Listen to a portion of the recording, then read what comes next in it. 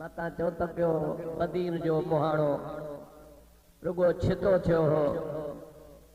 पर मुंहिंजा दोस्त ख्वाजा साहब रहमतुल्लाह ताला अलैहि जी मुखालफतन भाइरन बि अलाए तव्हां चओ त कहिड़ो मदीन जो मुहाणो जंहिंजे करे तव्हां या असां चवंदा हुआसीं वॾो आशिक़ रसूल हुजे कहिड़ो जे अहमद मलाह वॾो आशिक़ हो मलूद कया अथई नबी पाक जे शान में नातू चयूं अथई ओ मुंहिंजा दोस्तो अज़ीज़ो इहा हुनजी मजबूरी हुई हुनजा किरदार हुनजा करतूत हुनजा अफ़ाल मुंहिंजा दोस्त दुनिया जे आॾो हुया इन जे करे मुंहिंजा दोस्त मजबूर थी करे शाइर त हुयो पोइ शेरनि में हिकु ॿ हुन नातू बराबरि लिखियो त माण्हू जीअं मूंखे थुक थुक घटि कनि ऐं ख़बर पवे माण्हुनि खे त आउं बि नबी पाक जो आशिक़ आहियां पर इन जहिड़ो बेअदब मुंहिंजा दोस्त पैदा कोन थियो आहे अलाह मूंखे माफ़ करे मूं बि हिकिड़ो दफ़ो ॾिठो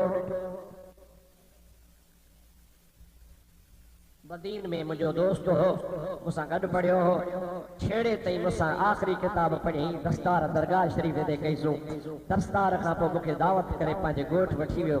पोइ इत्तेफ़ाक़ सां असीं आयासीं पे हे वेठो हो मूंखे चइसि इहो ॾिसो था जो हा इहो अथव अहमद मलाह मां इन जे करे न त को मुबालगो थो कयां बल्कि हक़ीक़त तव्हांखे ॿुधायां हिते का बि अहिड़ी कारी शइ मूंखे नज़र नथी अचे अहिड़ो ख़ुदा हुनजो कारो रंग ठाहे शक्ल के ॾिसो त भाव पे थियो नफ़रत ऐं किरब पे आई अल्लाह पाक जी ज़ात का बरकात हिन दुनिया में हुनखे ज़िल्लत ॾेई छॾी हुई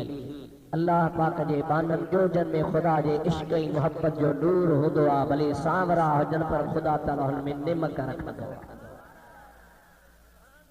ही ख़ुदा जे वलियनि जो दुश्मन अल्लाह पाक जे दाननि जी गिला करण वारो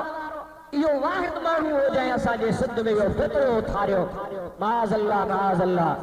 त हज था कनि लवारी शरीफ़ में ओ मुंहिंजा दोस्तो अज़ीज़ो मां तव्हां खां पुछां थो हज किथे थींदो आहे अरफात में तव्हांखे ख़बर न आहे त वरी मां ॿुधायां किथे थींदो आहे बाबा ज़ोर सां हथ मथे खणी चओ ॾाढे चओ किथे हज थींदो आहे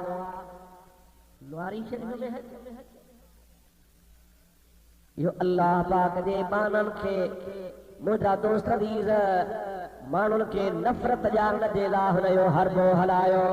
अल्लाह पाक जल जलालहू अमर वालू हुनखे दुनिया में ई रुसवा करे छॾियो मुंहिंजा भाउ अज़ीज़ हज उते थींदो आहे जिते आदम अलैहिस्सलाम जी तौबा क़बूल थी आहे हज उन जाइ ते थींदो आहे जंहिं जाइ ते मिठो मुहम्मद रसूलुल्लाह पाण हज कयो आहे ख़ुदि ख्वाजा मुहम्मद ज़मा रहमतुल्लाह अलैहि जे ख़ानदान मां हज़रत ख्वाजा मुहम्मद सईद रहमतुल्लाह अलैहि हज कयो आहे ॿियो मुंहिंजा दोस्त गादी नशीन आहे बुज़ुर्ग जेके चइबो आहे हज़रत मदनी साहब रहमतुल्लाह अलैहि उन्हनि बि उते हज कयो आहे मुंहिंजा भाउ अज़ीज़ हज त उन जाइ ते थींदो आहे जिथे थियणो आहे जेकॾहिं लवारी शरीफ़ में हज कराइनि हा त पोइ सभई गादी नशीन चवनि असां छो मके मदीने वञूं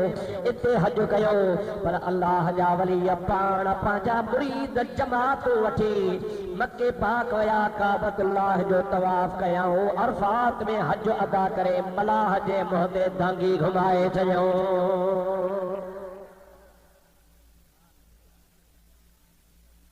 उन खबीस हिकिड़ो किताब लिखियो आहे मूंखे साईं अब्दुल हक ॾिनो हो हिन जो मुतालो कयो असां काबे तां कुर्बान लिखियो आहे ख़ुदा जो कसम हुन एॾा इल्ज़ाम हया आहिनि एॾियूं हुन तोहमतूं आयूं आहिनि अल्लाह वारनि जे मथां ख्वाजा मुहम्मद ज़मा रहमतुल्लाह अलैहि जो हया कोन थियो आहे।